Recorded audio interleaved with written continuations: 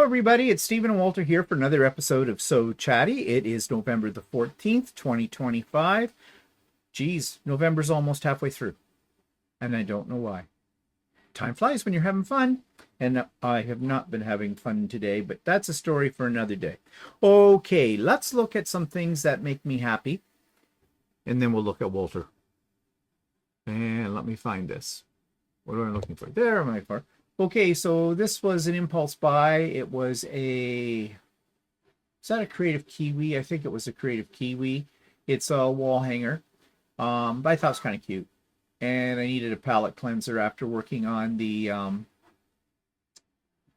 Stormy Sea quilt, which, by the way, we took it over to Kawartha Quilting yesterday, got it all settled out, and she says it'll probably be, we'll have it before Christmas, so that'll be good. And I went over everything. We picked a pattern for it. They're going to bind it for me.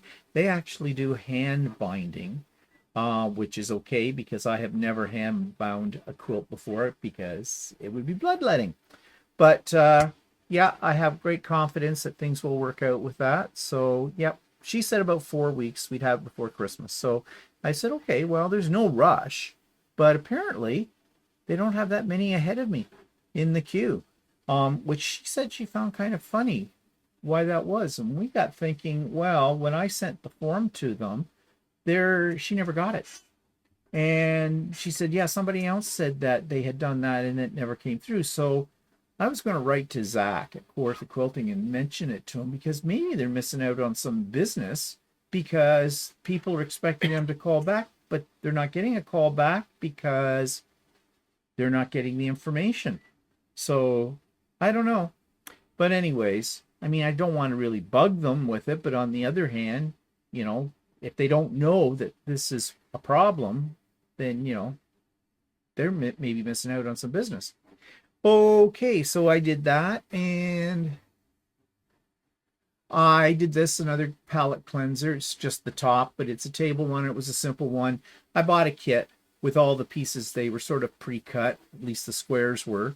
That was at that shop hop, right? Yep, that's the one that came from Quiltiful. Quiltiful in Bob Cajun. In Bob Cajun, yeah, nice little store. So it's pretty. I think I'm going to put it on Lucy. I have another table runner top in there that I did some time ago too. If I could find a sort of a neutral backing for both of them, I could put the backing out and then just, do one right after the other all up on it. That's my theory. We'll see, maybe next week. But anyways, and I have started a new project, but before I talk about that, okay, I did this. I don't like it. Looks old lady. Yeah, that's the first reason why I don't like it. Well, it was an impulse buy. I think it was on Embroidery Library or something like that. I don't remember which one. It was on sale for $3 and something. And it ended up costing me a little under $5 because they put everything in US dollars. The thing I don't like about it, besides the fact it looks like old lady, I did kind of screw up on the back of it on one part. Not that anybody would see the back. And yeah, no.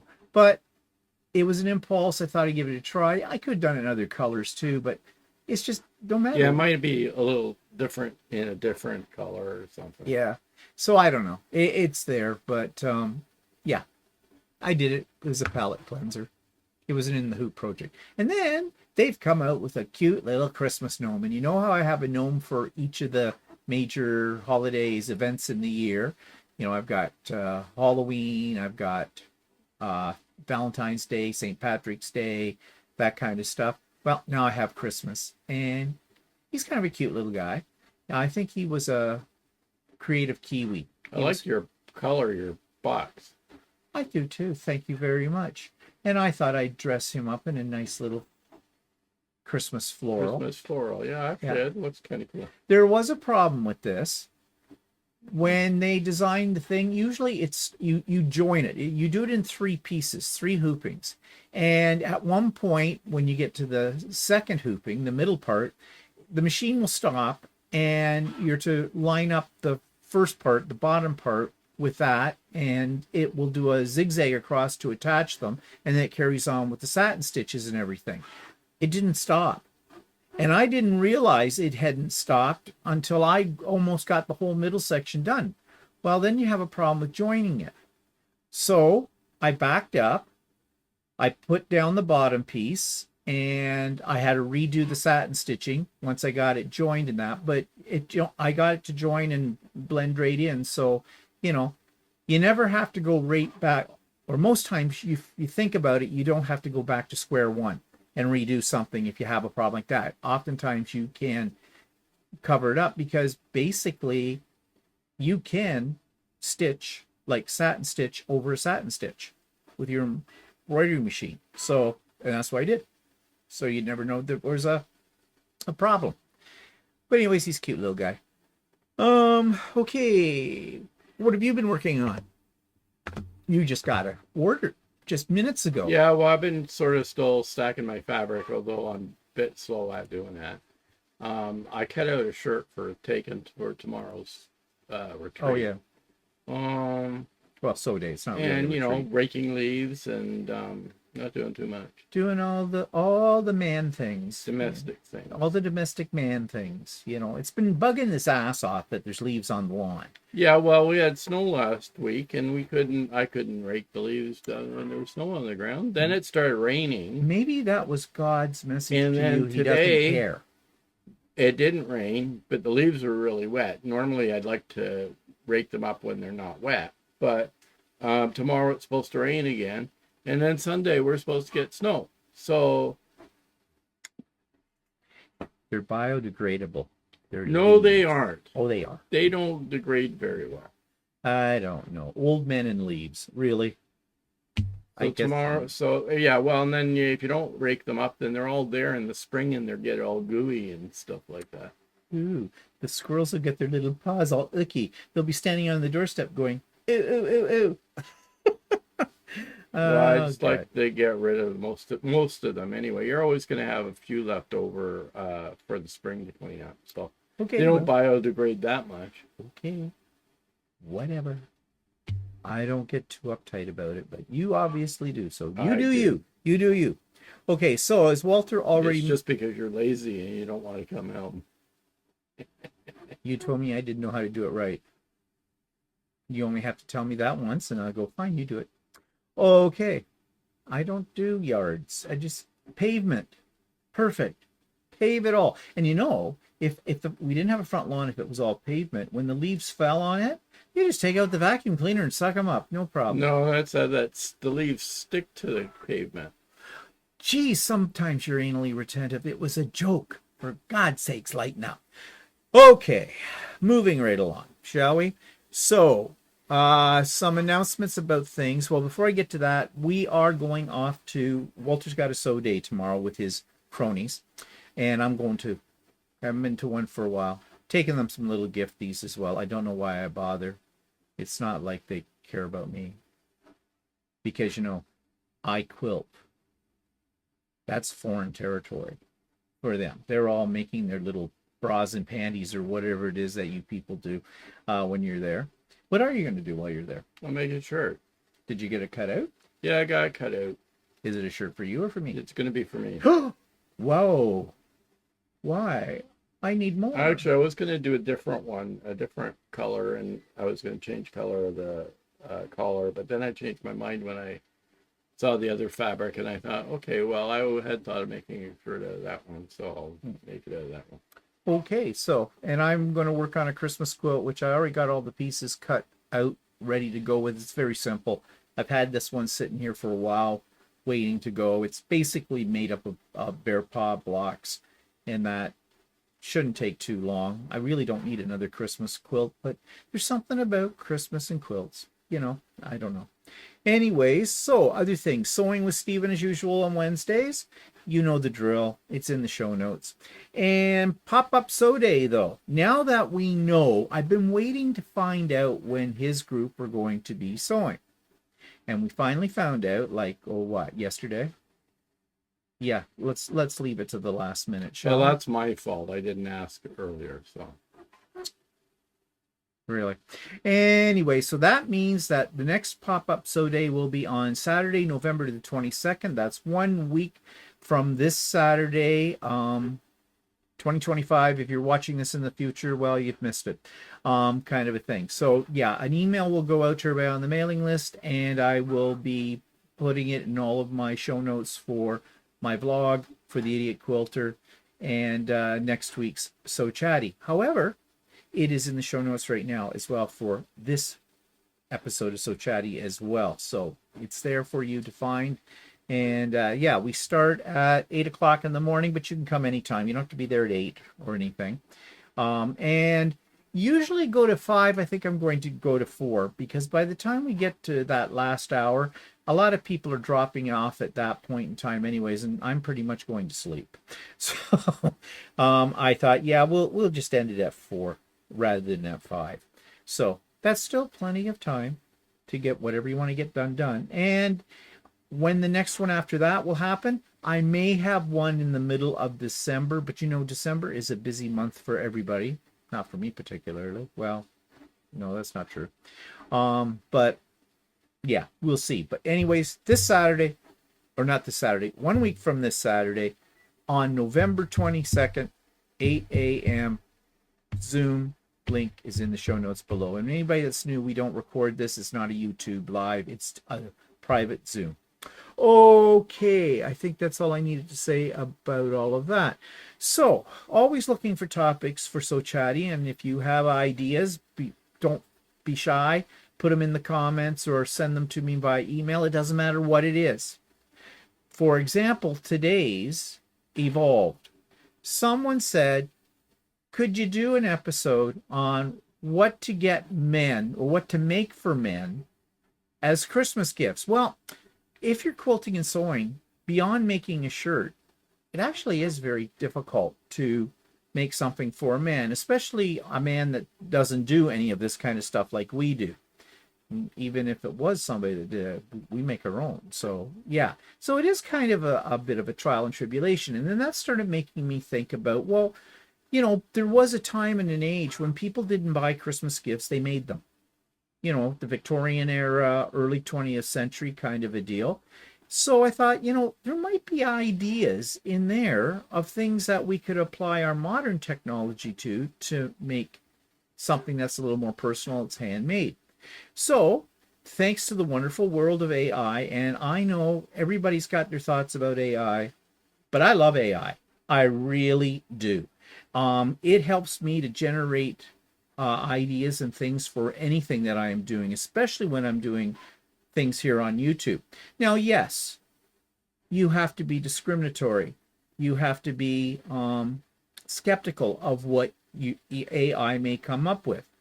But generally speaking, on topics like we do here, the AI is pretty good source, and you can do a little bit more research and go from there. So that's exactly what I did. And so I thought we'd take a look at some of the things over the last couple of centuries very quickly, and that'll lead us into gifts for men, because I did use AI for that too, and I found some interesting possibilities. Now, not all of these things would we be all interested in, but it might generate ideas. And as such, I have created a document, and I have put it on my Google Drive, and I have put a link in the show notes from this where you can download this document. It's a PDF, and it has the links of the things I'm talking about today. So if you need a reference point, a jumping off point, you can use it for that. Okay, so without further ado, let's take a look at the 19th century. Okay, you know, really, the whole idea of gift giving and whatnot, on the way we think of it today, got started in Victorian times. They were great gift givers, but of course, although they had the ability to buy certain things, oftentimes the gifts they gave were much more simple and were usually homemade. So they talk here, they say Christmas gift trends in the 19th century shifted from practical handmade items to mass-produced goods. Well, we're into the major part of the Industrial Revolution, so there's a lot of new things coming out on the market. So with children and practical household items being central to gift giving, popular gifts included toys, books, and clothing for children, while adults received items like handkerchiefs, wallets, jewelry, and sweets. The rise of industrialization made more items, including intricate toys and elaborate decorations, accessible to a wider audience, and gift giving became more commercialized. So we moved from the handmade more into the purchase kind of gifts in the latter part of the Victorian era. So gifts for children, well, toys, yes, there's always toys, right? Food, yes. Practical items like marbles, dolls, and practical necessities for kids. But you see, in that day and age, with dolls, and this started me thinking, people made the clothes for their dolls more than anything. This is before Barbie and all her different coordinating outfits you could buy.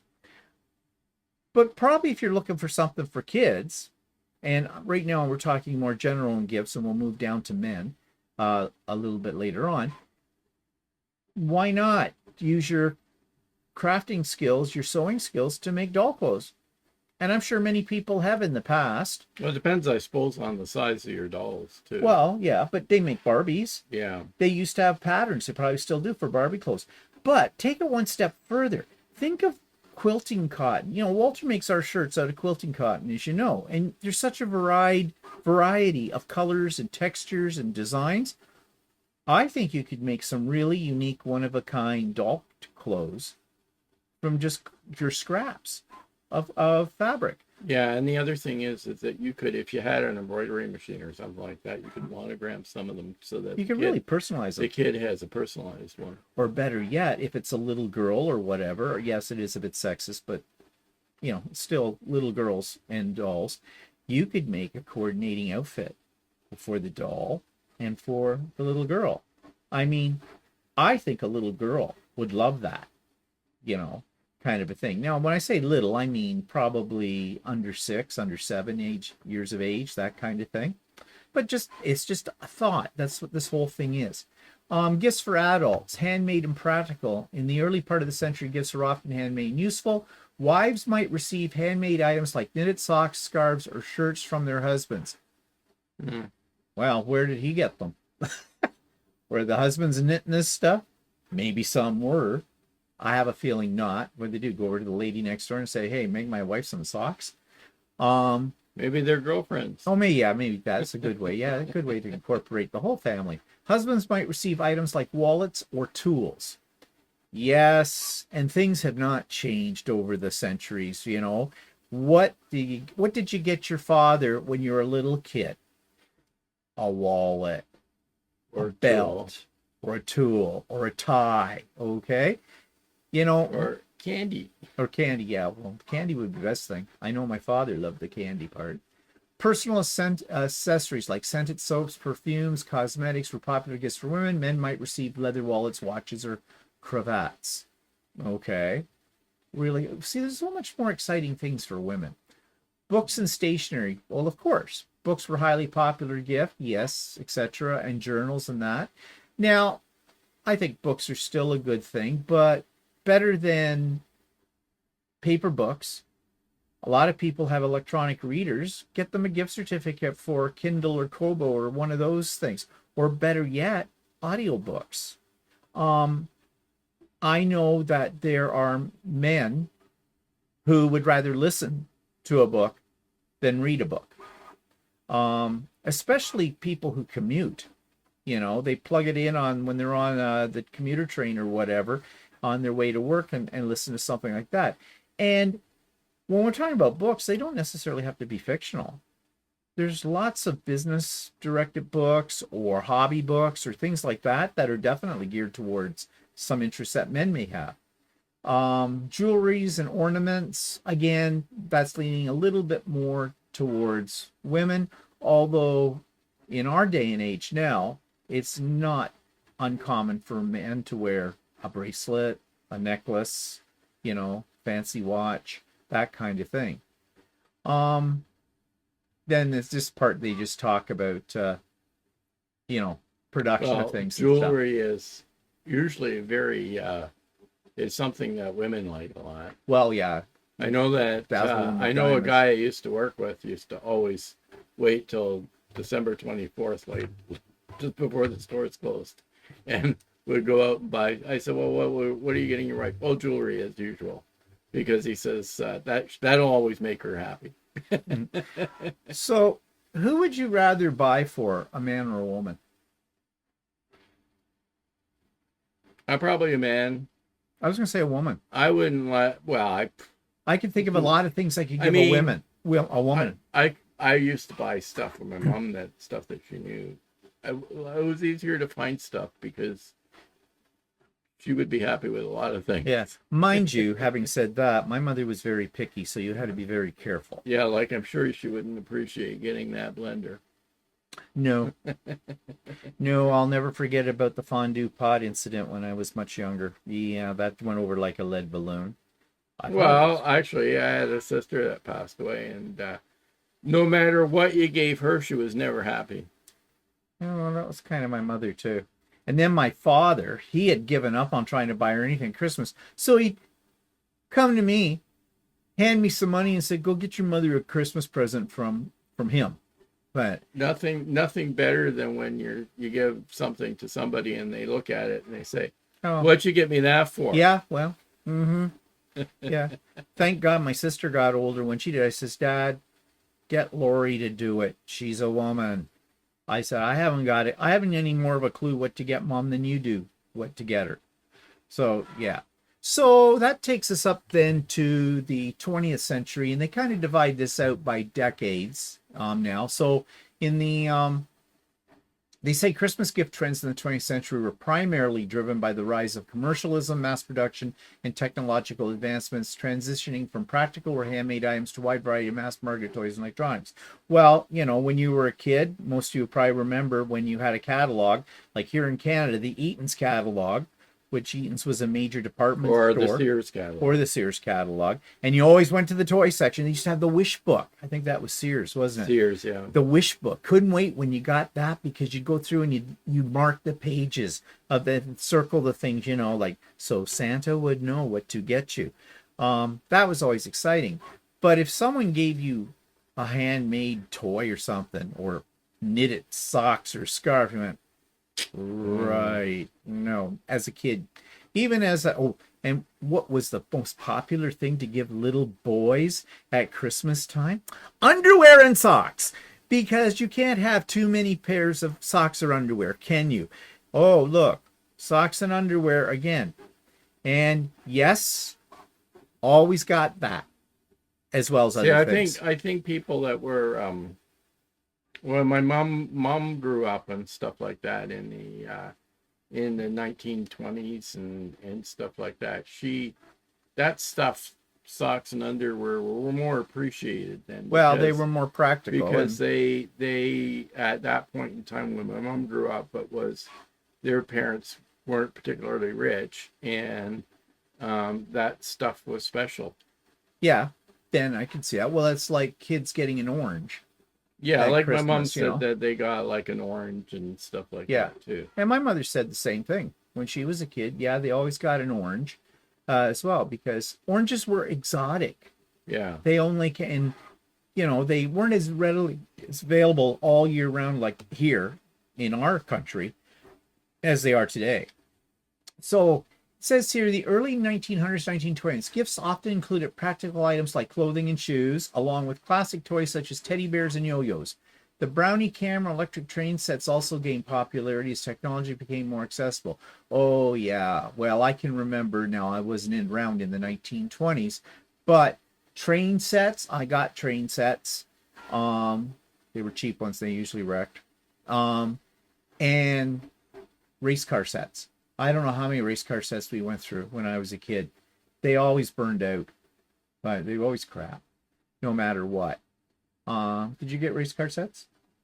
Yeah, actually, I got one. I got a race car set, but actually, I think it might have been a secondhand race car that my dad got. Yeah, I played with it for a while, and yeah, they would burn out, or you'd play with it for a little while, and then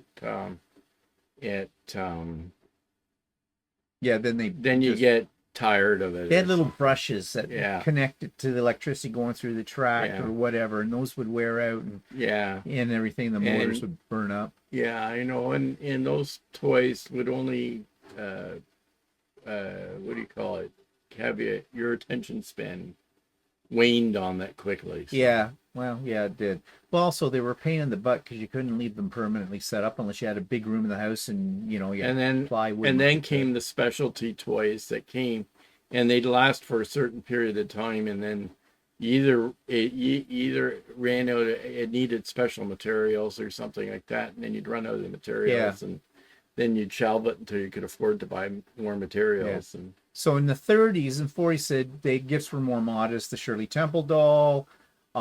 This seems to be more geared towards children's gifts. The 40s saw the emergence of iconic toys like Slinky and early Lego sets. In the 50s, post-war prosperity and the advent of television advertising fueled a surge in commercialism. Popular gifts include Mr. Potato Head, the hula hoop, and debut of the Barbie doll. Yeah, the Barbie doll really had a whole lot of spin-offs.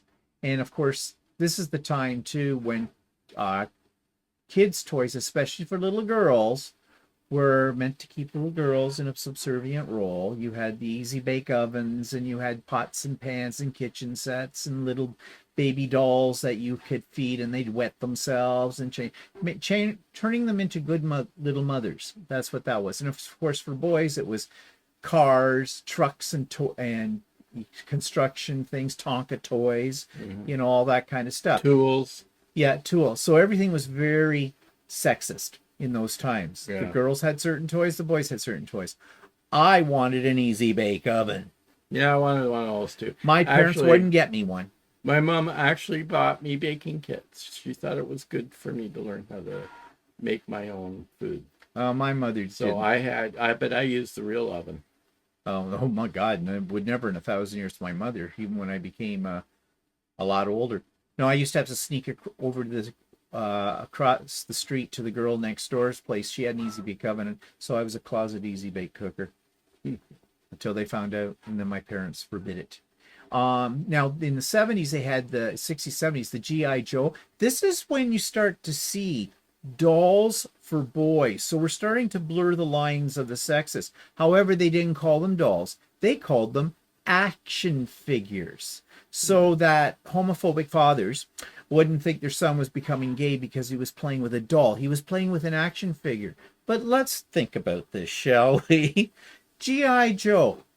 What's the first thing little boys did with G.I. Joe dolls, or Ken dolls, for that matter? You pulled down their pants to see if they were anatomically correct. At least I did. And you're always disappointed. Yeah. But but they also were like, this is becoming more instead. Well, you did that with the girl dolls too. Well, yeah, I guess to a point, but I was more interested in the boy dolls. But no, couldn't have one of those. But to be honest, I didn't want a G.I. Joe or anything like that. I wasn't a warmonger. I did have toy guns though. Had a lot of toy guns. Had a few toy guns, yeah, but I can't remember having G.I. Joe. I had a barrel of monkeys, so. Oh yeah, well, who didn't have the barrel of monkeys? I mean, that was the most popular game at the time, barrel of monkeys. And I also had a Johnny 7, which were 7 guns in one. You could blow up the neighborhood. My parents didn't want me to have a gun, so. Well, I got one, and it shot these little plastic bullets, which basically put out an eye. But I'd shoot them all around the house, and it's funny how those bullets disappeared because my mother sucked them all up in a vacuum cleaner. Because I would have thought your mother wouldn't have liked anything that made a mess. Oh, she didn't, so she sucked them up in the vacuum cleaner, and that was the end of that. I had those stupid balsa wood airplanes that you wound up. Oh, I used to love those. And then you'd wind them up too tight, and the rubber band would snap, and you could never find a rubber band. Or you just have the one that were gliders. Oh yeah, those too. But then they would break. Or you get them caught up in a tree somewhere, and maybe in the winter they'd fall out, or whatever. Yeah, but or you tie firecrackers to them, and they you put the things out of the firecrackers so they didn't blow up. They just shot. No, I didn't know how to do that. No, I wasn't allowed firecrackers because I probably would have started. Yeah, what you did was you stuck a hole in the bottom of them, and then they become a rocket. Okay, didn't know that. But then your planes might burn up. Then you were talking about popular toys once, like the Cabbage Patch Kids, Beanie Babies, where everybody was standing in line and beating each other up to get them for their kids. Now, I was working when that happened. Hmm. right? I remember going into Toronto So working. you didn't get a No, Cabbage Patch no, Kid I or a know Beanie that. I Baby? know there was a. That was when my nephew and niece were, or my nephews was young, and my sister was going nuts trying to find a Cabbage Patch doll. And I remember going around to all the stores in Toronto trying to find one. Okay. But the problem with everything that the AI came up with here is it focused on children, and that's not what I put in. I No. put Christmas gift trends in the 20th century. So maybe I should have added for adults. I wonder if that changes things. For women, included blouses, silk skirts, bathrobes, kimonos, and practical items for the home. Yeah, that's always dangerous territory. Yeah, nothing says I love you, honey, like a vacuum cleaner. For men, clothing, socks, suspenders, belts, gloves, and shaving sets. Yeah, shaving cologne, like aftershave and stuff like that. Oh, good God, there's so much. Axe. Yeah, well, I was Well, thinking Axe came out later. Velveeta. Yeah, it Oh was. no, that was cheese. No, no, Aquavelva. Aquabella. Yeah, and yeah, Brute. And yeah. all those high karate. Oh God, Yeah. those things stunk. And Brute or and Old Spice. Old Spice. They still sell it though. Old Spouse. And in that was in the early 30s. In that, then they had house appliance, hobby items, alcohol. Yeah, well, you can't beat alcohol. Personal items. Okay, so these things still are going towards, you know, some of these things you can still make, like clutch purses. If you've got an embroidery machine, now this isn't so good for men, but you can make messenger bags, which a man purse, you know, a merce, or things like that. You can do those in your hoop. And there's some really nice patterns for that kind of thing. And you can do wallets or carry-alls or things like to carry your iPad or your cell phone, things like that. So if you want to make something that's one of a kind, you know, you can do that for men too. And then of course it was electronics. Yeah, who doesn't? Everybody likes electronics, but you can't make electronics. You have to buy them. No, but you can make cases for electronics. Well, that's why I was just saying. Well, let's jump ahead then and go to trends for the 21st century.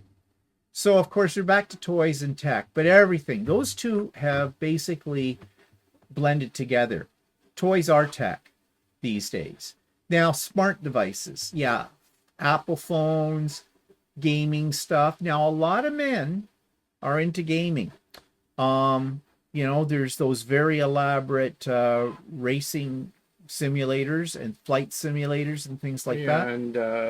And neither Steve or I are big into gamings, but we know lots of people that are growing up that like gaming on Xbox or PlayStation or Nintendo. Yeah. But you know, you might be able to make some things for that. Like, okay, maybe a very masculine looking lap quilt to keep him warm while he's playing his games or kind of a thing. Because oftentimes these systems are in the basement. Says I love you. Like a lap quilt. Yeah. Or maybe, you know, you can make these pouches that are for walkers or things that hang off the side of wheelchairs. Well, you know, some of these gaming things have very elaborate seats in them. And they have remote controls and other devices and game controllers, multiple game controllers.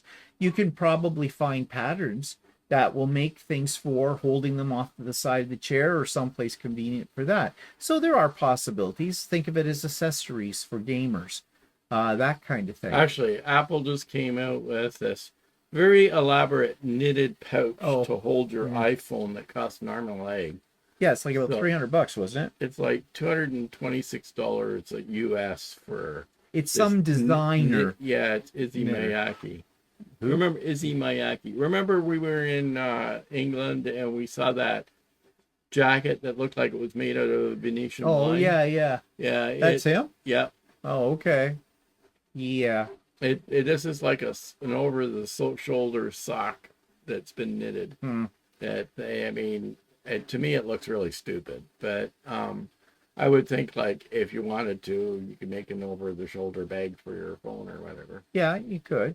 Then they talked about sustainability and things like that, how we've moved to that, and enduring staples, clothing. Yeah. Well, yeah, for a man, what are you gonna make? I mean, if you are a garment sewer, know how to, of course, you can make them a shirt, a custom shirt.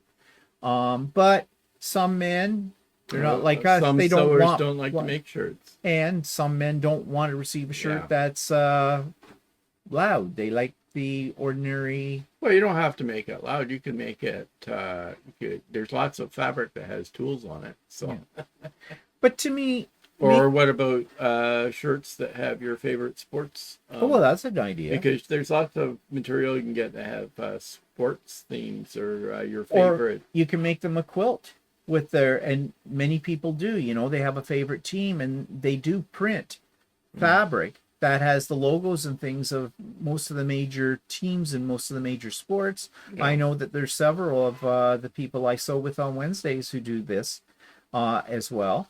And they're giving them to like grandsons or sons or their husbands and things like that. And they seem to be well received You for can that. do a search on the internet for your specific team, and look for fabric with that team logo.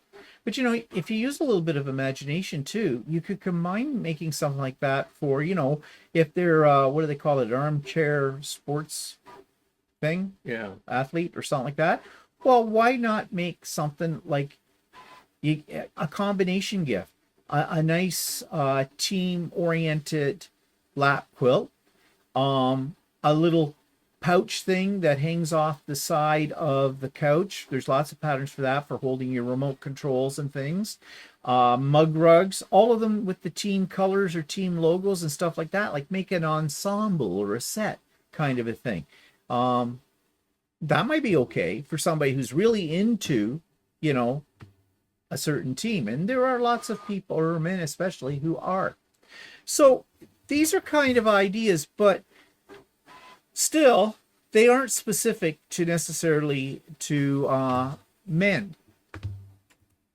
So what are the trends in quilting gifts or sewing gifts this year for people who do sew? So, of course, they talk about the AccuQuilt, right? These are expensive. Ergonomic rotary cutter, self-healing map, wool pressing map, magic wrist pin caddy. This is all stuff we know about. And most of us as quilters or sewers have these things.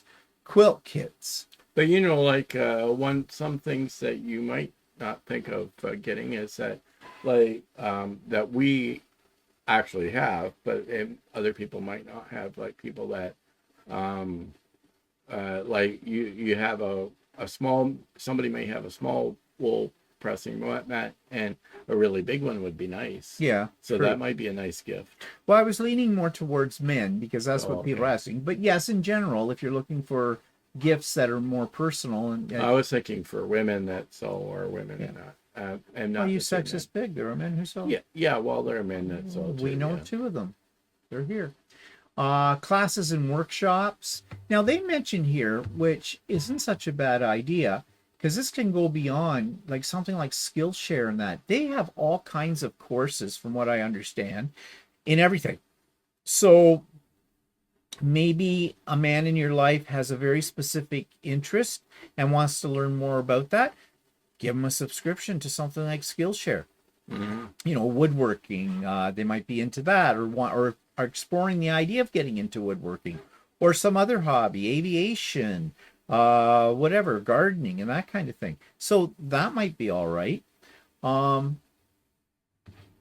they talk about things like personalized ornaments and signs, themed apparel and mugs, which we were talking about. Quilter's dice. This one is more for quilters. This is fun novelty gift for quilt guilds or for quilter who has everything, offering a playful way to decide on their next project. Basically, this comes in many forms. If you look up quilt dice, you throw one or several dice and it picks a color, it picks a type of fabric, and it picks a block, like star block or something like that. I don't know. I don't know. That to me, that sounds like trying to get you out of your comfort zone. Yeah. But thing is, when you make something, you're not, if you roll a dice and it's something that you don't want to make, Well, sure, yeah. Well, I you're think not the going to make idea, it. I think the idea is to buy them the quilt dice. Here. Oh, okay. I don't know. I don't think it was to make them. That is something more I think you have to do with I know people. that. Yeah. With it. Okay, so that's sort of gifts giving in general. I was thinking, my idea of thinking with these, are there some of these you could adapt that would be suitable for a man? Okay, that what are you can't going to open? make me?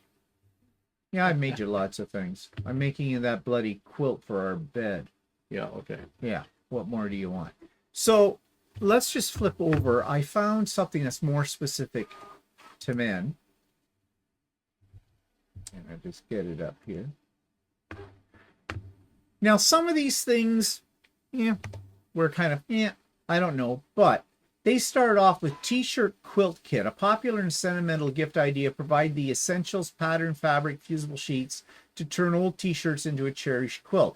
Well, I don't think you would want to give a man, unless he's a big quilter or something like that. He's probably already done something like this, a kit. But I think what you could do is you could make a T-shirt quilt for a man. Now, I know that people curse T-shirt quilts because they're a lot of work. But I know there's a lot of men that collect shirts from athletic events or concerts and things like that. So, as long as he doesn't care if you cut them up, that might be an idea. Or you could take a T-shirt, say from a concert. Maybe it's been well worn, it's starting to get a little threadbare.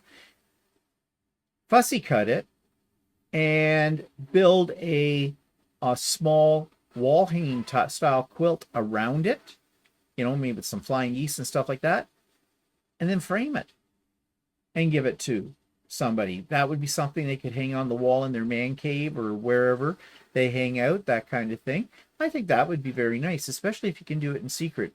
Of course, you want to make sure that by cutting one of their shirts up, they're not going to get really upset with you. So that's a possibility too. But extend that. And I'm just thinking out loud here. We were talking about fabric that have teams, logos and things on. Why not do a small little mini quilt around a team symbol or something and put it in a frame? There's an idea. Something that's personalized, something you made. Something wouldn't take a long time to do either, really. Now, they talked about man cave themed quilt kits. Kits featuring masculine colors and designs. Okay, homemade Christmas gifts for a man cave can include personalized drinkware like etched glasses. Well, that doesn't have anything to do with sewing. Custom wall art, such as a map or a photo, or what I was just talking about. Or a functional decor item like a steampunk-style whiskey dispenser. Or a DIY barrel smoker. How about a holder for your beer can? Yeah, they have those. Instead of a mug rug, a beer mug. Yeah, like a padded one sleeve that can be washed and keeps your beer cold. Yeah, and you could put a favorite hobby Logo or sports or logo on it. Popcorn. These are more general. Popcorn making crate, a personalized cigar tray, or a handmade chess set or other game. Well, what popcorn making crate? I'm not sure what that is. But what about? There's all kinds of patterns for quilted baskets. You could make some that are masculine looking for a guy to throw his watch or wallet in or something on top of the dresser, or something to keep. Maybe he's got sports magazines. I don't know if people read magazines anymore in paper format. Something like that he could keep next to his chair. Or you could take something like that and fill it full of his favorite snacks or favorite drinks. Make him a 6-pack beer caddy that you could, that has enough room to put an ice pack in, kind of a thing. Keep their beer cold or their wine, whatever they're into. There's possibilities here. I'm not saying they're good ideas, but they're ideas which, might trigger something in your mind. They talk about decor and furniture, personalized or custom wall art. Well, we already talked about that. DIY furniture, a mini bar made from repurposed jerry cans. Yeah, who's going to do that? Yeah, those ones, not so sure about. Drinkware, okay. I don't know if this is a popular thing. Maybe with man caves it is, but I remember back in when I was younger, like my father's generation, the ideal was to have a rec room, and the rec room had to have a bar. And you made the bar was the centerpiece of the rec room. My parents had friends, they had done that, like Cliff and Rita, right? And they had this elaborate bar area and the whole bit. But bars need towels, cloths, and things that soak up stuff that's spilled. What do you call it? A bar I don't rug? know if people do bars much anymore. I don't know. I think it's a thing in the past. You can make coasters, drink coasters, especially if you've got an embroidery machine. There are tons of those Mug out rugs. there.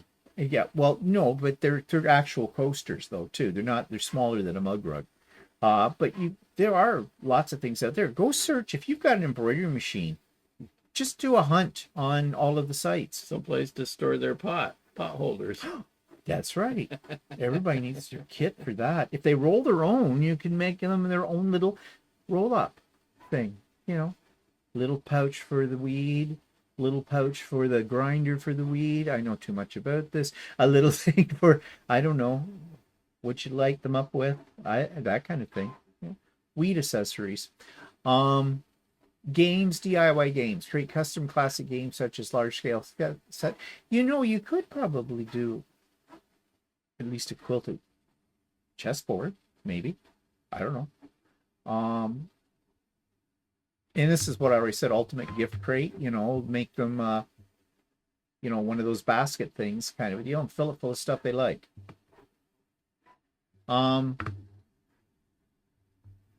Project-based gifts, well, folding knife, you can't make one of those. A wooden RC car, well, who cares? Popcorn maker can provide, yeah, okay, those ones are just dumb. Okay, these ones though go out like handwritten notes or a scrapbook. Well, I don't know for a man. Are maybe some men might like that kind of thing.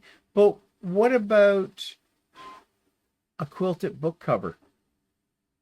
Or maybe they do have a journal. Some men carry journals or have journals or something like that, or have a day timer. Okay. I don't know. Do they do? No, Or what uses about a bone. bag for tools and stuff like that? Yeah. Like that are a tool holder of some sort. If they have a specialty tool and they want to keep their tools. Used to be a long time ago, my dad had a set of tools that came in a roll-up.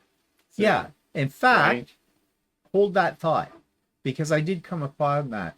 If we go down here, though, practical project patterns, printable PDF patterns for items men will actually use, such as the Melvin necktie sewing pattern or a tool roll tutorial pattern. Okay, so I found what they're talking about here. And let's get this up on the screen so you can see it. And it won't let me put it up on the screen because I need to shrink this one down to here. And now I can do this up here. And okay, here's this Melvin necktie pattern. It's a free pattern. Oh, free for registered users. Well, I don't know, but you can probably find it in other places too. I don't know what a Melvin necktie is. It's showing pictures. From what I've read, neckties are actually kind of difficult to sew yourself. But why do they call it a Melvin? Oh. It's like, I don't know why it's a Melvin, but they have all these different ones. But they have this pattern for it. And they have a video somewhere. Was it free pattern page? What's that take us to? Oh, they have other patterns here too. So I don't know. The thing is, if you can figure out how to make a necktie. Well, I don't know. One of the guys that taught me how to sew looked into making his own necktie, and he says you have to use all kinds of specialty. Oh yeah. What do you call it? Interfacing. Interfacing to get it to work right, to get it to hang right. And I'll download sample. Does this show us what it looks like?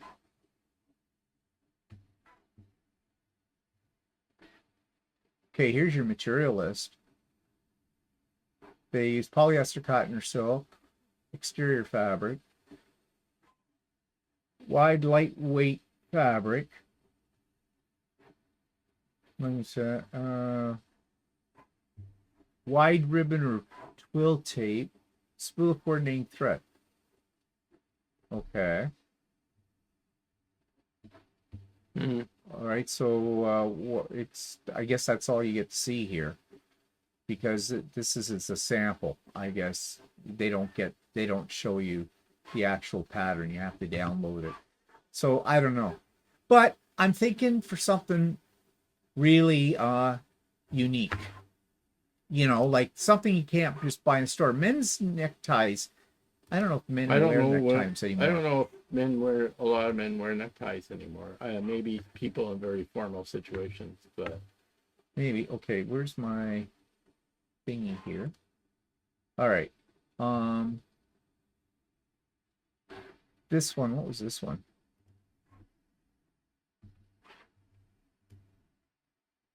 it looks like it's leather. Oh, this is your roll up thing.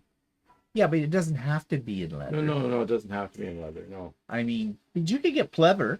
Yeah. Actually, that looks like it's pretty simple to make. Yeah. I mean, you can sew on leather.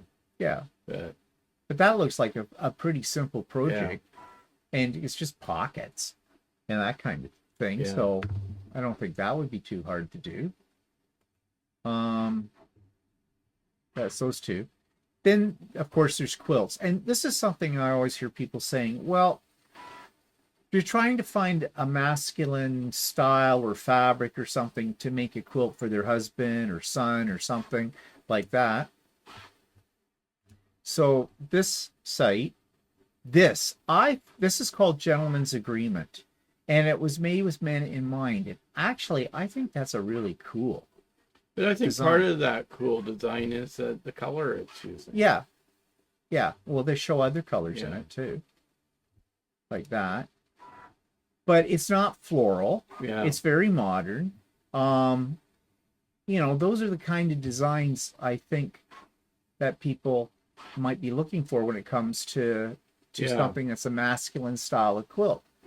I mean, that's just, there's probably other ones. They call that Gentleman's Agreement quilt pattern by New Leaf Stitches, $13 American. I don't know, is it a PDF?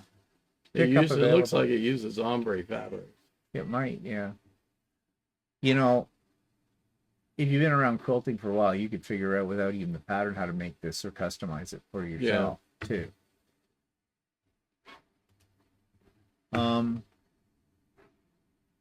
Then they talk about funny t-shirts, sweatshirts. Again, you could make a sweatshirt. Yeah. You know, with something that's a saying. Maybe they've got something they say all the time, like Walter, go away.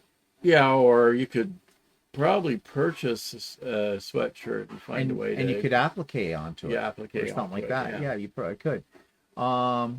Personalized and make it personal. Yeah. Like something that your partner likes or has or you could do, like, maybe you got grandchildren or something. You can do, you know, you can put a picture of the grandkids or something with grandpa in it or something like that, or something of a trip or something like that. I mean, it's easy enough to just get a blank sweatshirt or that kind of thing, and, you know, dress it up a little bit with something like that on it, put it, you know, make it like a quilt block almost, and sew it to the front of it, applique it to the front of it. It would be something a little different. They talk about tote bags, of course, but a sturdy canvas tote bag. I mean, men carry things too. And a good sturdy tote bag. A good sturdy tote bag, and you can personalize it as well. Yeah. So. Now, they talk here about a dupe kit, which I looked this up, where this term comes from. I know what they're talking about is what we call a kit bag, or a travel bag for your cosmetics, for your toothbrush and stuff. Well, I guess, and I found this and I just put it in here for general interest. DOP, Adopt Kit does Yeah. not stand for anything, as it is a shortened version of the last name of the inventor Charles Doppelt. Doppelt. I don't know. A German leather craftsman. He invented the toiletry bag in 1919, and the bags became widely known as Dop.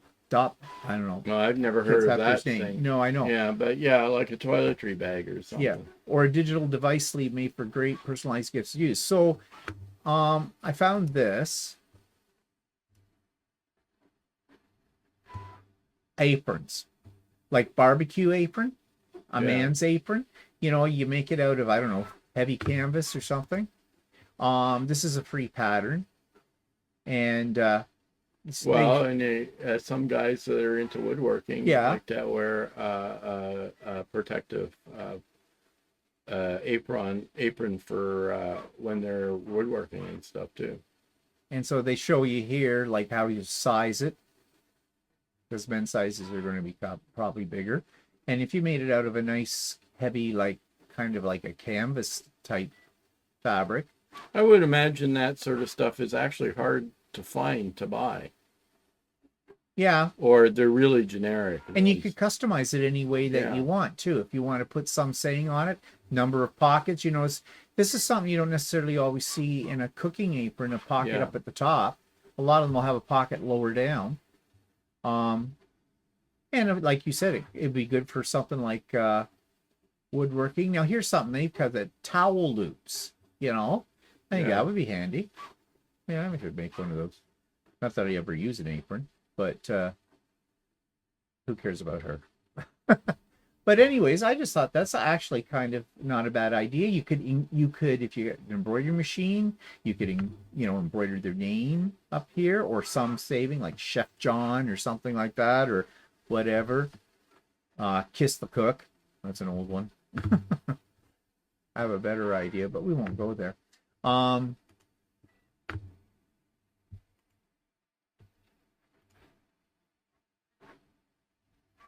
Now, this is the dope bag, or whatever they call it, the kit bag. Now, there are tons of patterns and styles of these on Yeah, the and you internet. just use a masculine color or whatever. Yeah.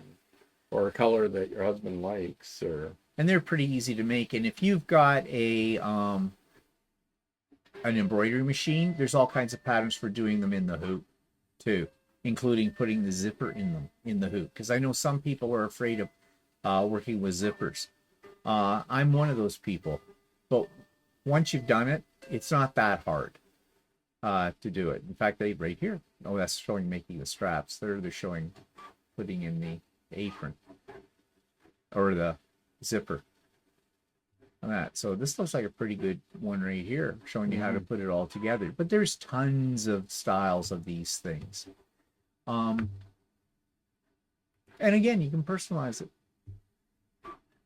And the digital device sleeve, which of course everybody's got an iPad, but I thought this one was really nice. This is a little bit more elaborate than some sleeves, but I think with the right colors, it would look very masculine.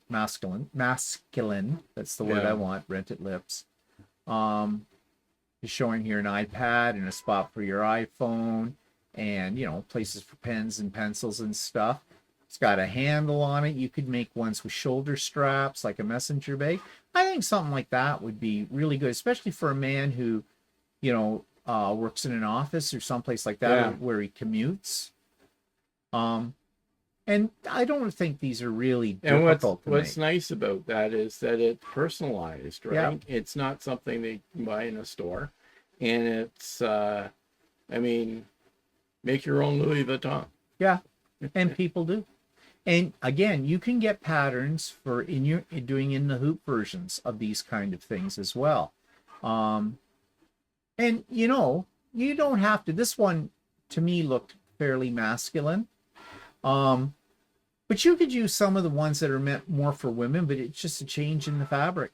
Yeah, Would masculine it up. A little bit more darker colors and stuff like that. Or a color that your partner really likes. Yeah. And then this one. Okay, this one has just a variety of gifts for men. Like they show more patterns for quilts. Um, this one's got wrenches on it. I mean, $4. Include it with membership. Oh, they want a membership, but I don't know what that involves. Maybe thread. There's a cool do wallet pattern. I don't know if people carry wallets much. Pillow. Well, I know women get upset when a guy stretches out on a couch and puts his head on one of her decorative cushions on the couch. Yeah, don't put your greasy head on that cushion. That's for decor. I don't want you messing that up. But make his own for him. Then he has it. So they've got some ideas here for patterns that look a little more masculine. There's your mug rug. Very modern. And they have more pages of things here too. So I thought this one was kind of a good one for generating ideas of things that you could make. Yeah. Um, There's still a lot of them are just quilts. Like, yeah. I don't know how, if men are really into that or something, whatever. I think you could make some decent looking bags and stuff like that they would like. Well, a lot of people now there's an example of one with quilted memories kind of a thing.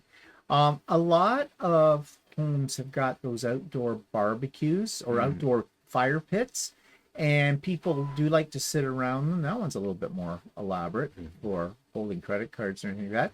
Why not make a quilt that when they're out there sitting hanging around the fire, they can just throw around them? I think a lot of men would like that. But there's ideas of patterns here again for masculine type of things. We kind of sell men short on this. We think, men won't want a quilt because it's too girly. Well, no, it's not. Everybody likes something to keep themselves warm. Gift card pockets. Well, there's an idea. You want to give them a gift card for something, but you just don't, you make something that's got, personalized and something that they could use for something else later too, besides the gift card. So there are possibilities here. You just have to use your imagination and just sit down for an hour or so one day and do some looking on the internet. Use the AI, I mean, you could go and say to the AI, find me unusual gifts for weird men. I don't know. I don't know. You never know what AI might come up with. Could be fun, especially if you got a glass of wine or two with you. Do it with a friend. Yeah, it could be a whole party. So anyways, the whole idea of this was it was generated from what some people said to me on the last Sew Day. Gifts for men and things like that. And I extended it a little further, looking at trends over years, maybe taking old ideas and using our modern technology to make the old new again or something unusual. I think the problem is we leave things to the last minute and then we're panicking. So we're looking for a quick fix. So we go to Amazon to find something. We also make some assumptions about men or other people we're giving gifts to. Oh, they're not going to like that. Oh, they're very picky. If it comes from the heart, if it's something you spend a little time thinking about, if that person is going to go, what do I need that for? Never make them another gift. Never give them anything. Tell them to stuff off. You know what I mean? Because really, those people don't deserve your time, your thought. Yeah, it's not just men that do that. Like I said, I had a sister that did that. Didn't matter what you would think, oh, that'd be a perfect gift for her. And you give it to her and then she looks at it and says, oh, what'd you get me that for? Yeah. Oh, that's not a color I like. Well, too bad. Color probably doesn't like you either. But that's the kind of person, if you get that kind of comment, you never do it again. That sums it up for you. They can't be. And if they ever come back to you and say, well, why didn't you get me a gift? Because anything I've ever given you, you've hated. And you will have received a gift in return for that because you will have the satisfaction of making them feel like crap. So there you go. Yeah, and those type people probably don't feel like crap. Yeah, well, they should. But whatever. So, anyways, I don't know. Hopefully, this maybe helps you get your mind going, thinking. Yeah, think outside the box. That's Yeah. what you got to do. You got to think about. They may say, "Oh, I saw this one thing, and like a bag or something like that, and oh, I really like something like that, right?" Write And it then, down. yeah, write it down right away and make a thing, and think of a way that you can make something that would look really great. That may not be a Louis Vuitton, but it Yeah. may be your own creation, and you might be able to personalize it in such a way that makes it personal for the person that's getting it. Yeah. And I think oftentimes when it comes to gift giving, whether it's for men, for women, for kids, whatever, we overthink it and talk ourselves out of things. You know, if you're really at a loss, make a little bag, fill it with treats, you know, that kind of thing. You know, a coffee mug, whatever, some candy, something like that. Some pens, some pencils, you know, and give that to them. Because it's not the gift, it's the thought that counts. And it really is. And I think most people appreciate the thought more so than the gift itself. At least nice people. Okay. Anything else you want to add to this No. discussion? All right. People are hard to buy for. They are. They are. But you know, give yourself time and just look around on the internet. What better it? There's all these ideas right there at our grasp, and AI makes things even Yeah, easier do a these search days. on the internet. Yep. And Yeah. even for if you say, "Oh, bags for men" or something like that, you And see what do. comes up with it. Just don't put in men's bags. You might get more than you bargained for. Okay, on that note, I think it's time to go. So, bye everybody. Say goodbye, Walter. Goodbye.